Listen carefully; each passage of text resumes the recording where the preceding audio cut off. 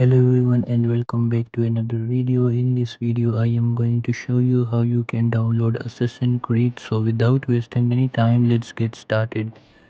The first thing we need to do is go to the web browser and then in the search bar type Steam and press enter. Now click on the first link that appears and you will land on this official website. What you need to do is click on login or create account if you are new.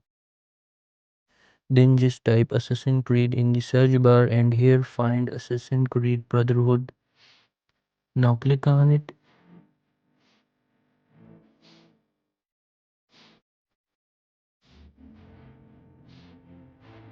and select the date of birth.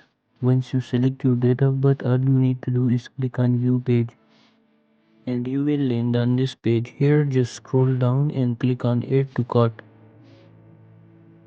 Add your payment methods. So that's it for this video. Make sure to like and subscribe for more videos. Thanks for watching and I will see you in the next videos.